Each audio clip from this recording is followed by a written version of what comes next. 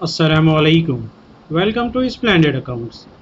जैसा कि आपके नॉलेज में होगा कि हम तकरीबन अराउंड 15 डेज़ या उससे थोड़ा पहले या उसके बाद हम अपनी बिल्ड अपलोड करते रहते हैं, जिसमें नए फीचर्स भी ऐड करते रहते हैं, पुराने फीचर को जो है वो हम फर्दर अपग्रेड भी करते रहते हैं।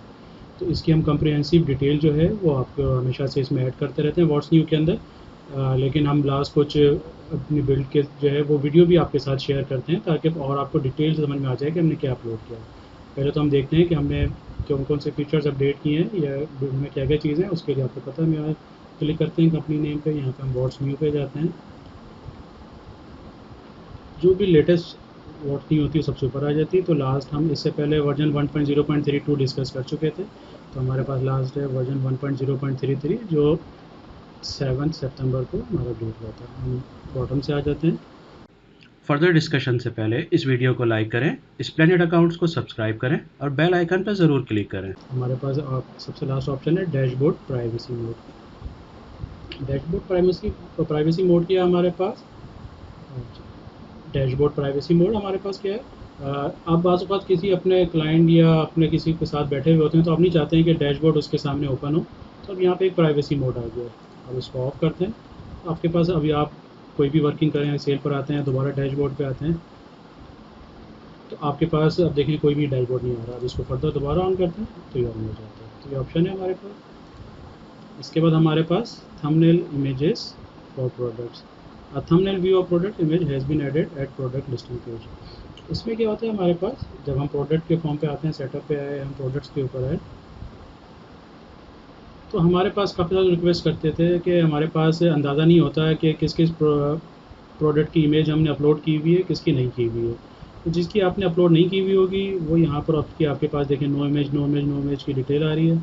आपने जिसकी प्रोडक्ट अपलोड की हुई होगी वो आपको पता चल जाएगा कि इसकी अपलोड हुई हुई है। तो जिसकी आपने अपलोड नहीं की हुई है आप उसको अपलोड कर सकते हैं जाके। ये ऑप्शन अवेलेबल हो गया अब आपके पास। इसके बाद आ गया delete products. The system can not delete the unused products individually or selected products at once. Normally ये केस कब होता है ज़्यादातर हमारे पास, जब आपको पता है कि हम एक्सेल के ज़रिए भी अपनी प्रोडक्ट्स इंपोर्ट कर लेते हैं। बाज़ वक़्त हमारी 400 500 उससे ज़्यादा प्रोडक्ट्स भी होती हैं। तो किसी गलत सिलेक्शन की वजह से वो प्रोडक्ट इंपोर्ट हो जाती है, हमें उसके बाद फील होता होगी तो गलत इंपोर्ट हो गई है, इसमें जस्ट एक सिलेक्शन गलत हो गई थी। तो अब उसके लिए अब आप क्या कर सकते हैं, यहाँ पे हम इत्तफाक से प्रोडक्ट के फॉर्म पे ही हैं। तो अब आप यहाँ पर देखें, आपके पास ये सिलेक्शन का ऑप्शन आ रहा है। अगर गलत इंपोर्ट हो जाती है, वो 400 500 भी हो, आप जस्ट यहाँ से सेलेक्ट ऑल करते हैं और डिलीट सेलेक्टेड प्रोडक्ट कर देते हैं। तो जितनी प्रोडक्ट जो किसी भी ट्रांजेक्शन में यूज़ नहीं है वो इमीडिएट उसी वक्त डिलीट हो जाती हैं, और जो आपके पास ट्रांजेक्शन में यूज़ हुई हुई होती है उनकी डिटेल आ जाती है कि ये प्रोडक्ट यूज़ हुई हुई है। तो अब आपको एक एक करके डिलीट नहीं करना पड़ेगा। अब आप सबको डिलीट करके जो नए सेटअप के साथ प्रोडक्ट दोबारा इंपोर्ट कर सकते हैं। इसके बाद हमारे पास है padding at barcode template. Barcode पे हमारे पास एक ऑप्शन फील होता था थोड़ा सा हमें कि अगर हमारे पास मल्टीपल बारकोड हम प्रिंट करते थे, तो वो जो पहले बारकोड है उस पर स्पेसिंग आ जाती थी, सेकंड थर्ड पे थोड़ा सा इशू आता था।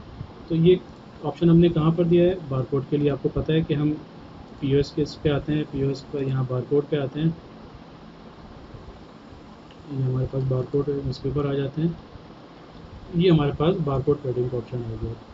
अब देखें आपके पास यहाँ पे, मैं अगर ये टॉप को मैं ज़ीरो कर देता हूँ, अब मुझे हर बारकोड के टॉप पे स्पेसिंग चाहिए। तो वो जो ऊपर वाला ऑप्शन है ये सिर्फ सबसे पहले बारकोड के लिए होता है।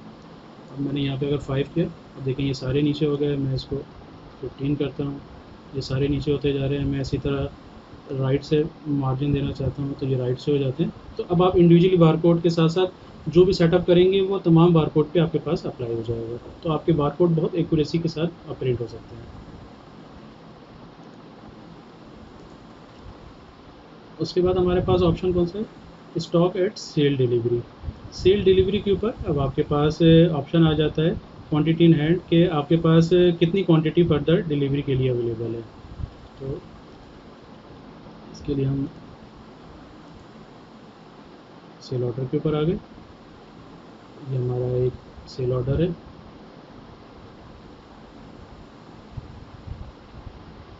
किसी पे भी आ जाते हैं, हम इस पर जाते हैं जिसमें हमारे पास कुछ प्रोडक्ट जाते हैं। देखें आपके पास यहाँ पे डिटेल आ रही है कि इसकी आपके पास ऑर्डर क्या था, और आपने क्योंकि ये अप्रूव है, ये ऑर्डर अभी डिलीवर नहीं हुआ हुआ है, रिमेनिंग कितने, 100% रिमेनिंग है इसके अंदर। मैं अगर यहाँ पे इसकी मैं सेल डिलीवरी बनाता हूँ, अब मैंने इसकी तो मैंने एक डिलीवरी कर दी है, लेकिन इसकी 3 के साथ साथ मैंने इसकी 2 डिलीवरी की है। एक पीस मेरा कम डिलीवर हुआ है। मैं इसको सेव एंड अपलोड कर देता हूँ। अब मैं इसी ऑर्डर के ऊपर आता हूँ।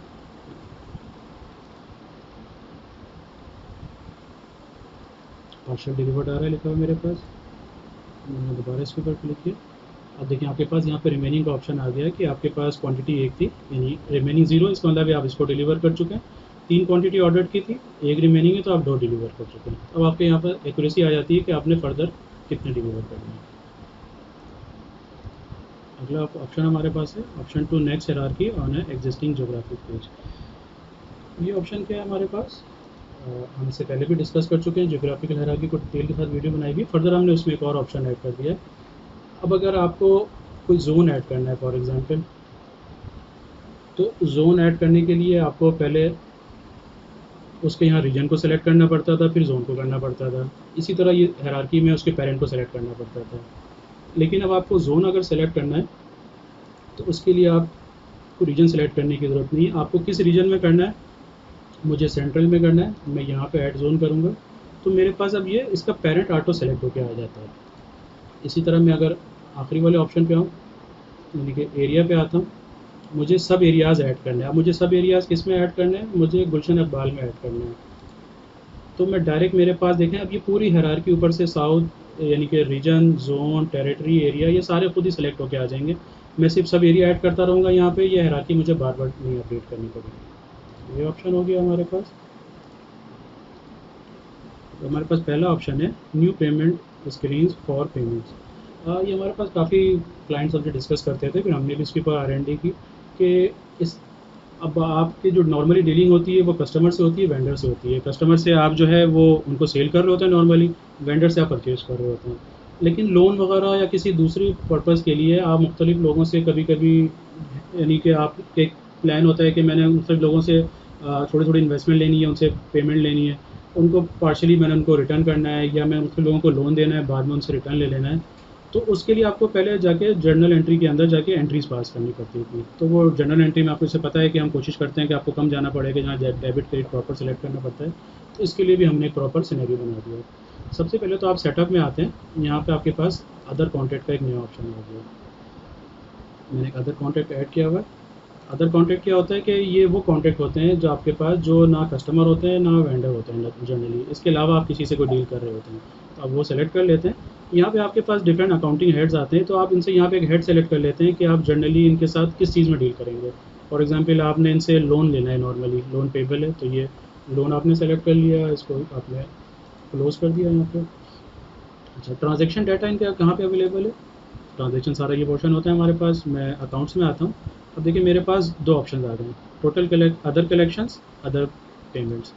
अदर कलेक्शन में आते हैं इसी तरह। तो इनसे अगर आपने कलेक्शन करनी है, नॉर्मली मैंने इनको पेमेंट करनी है, कलेक्शन दोनों चीज़ें करनी है। तो फ़िलहाल मैं पेमेंट पे मैंने एक एंट्री बनाई हुई है। मैं अदर पेमेंट पे आया, मैंने यहाँ पे जाके ऐड किया। ऐड करने के बाद मैं आपको इसको एडिट करके दिखा देता हूँ।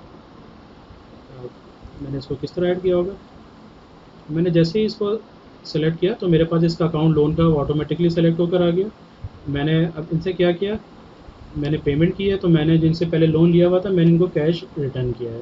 कैश मेरे पास डिफ़ॉल्ट में कैश इन हैंड का अकाउंट आ गया, मैंने 600 रिटर्न किया। इसका अकाउंटिंग इम्पैक्ट जैसे हमने पहले भी डिस्कस किया हुआ है, किसी भी चीज़ का अकाउंटिंग इम्पैक्ट हम इसका चेक करते हैं, कैसे चेक कर सकते हैं। इसके लिए हम रिपोर्ट्स के ऊपर आते हैं। रिपोर्ट में हमारे पास एक रिपोर्ट है, ट्रांजेक्शन लिस्ट रिपोर्ट।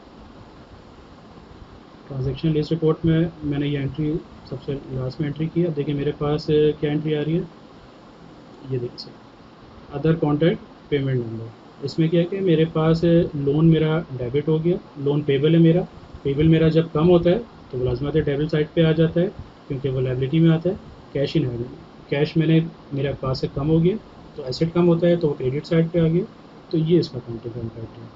तो ये हमारे पास कंप्लीट सारी चीज़ें जो भी हमने व्हाट्स न्यू के अंदर डिस्कस की थी, वो सारी के सारी यहाँ पर आपके पास हमने डिस्कस कर लिए। तो ये हमारा इन 15 डेज़ की चीज़ों का ये डाटा है, तो जो हमने आपसे के साथ डिस्कस कर लिया है, यानी कि सारे ऑप्शन यहाँ पे डिटेल में भी हैं और आपके पास हमने वीडियो से भी शेयर कर लिया। Thank you. अस्सलाम वालेकुम।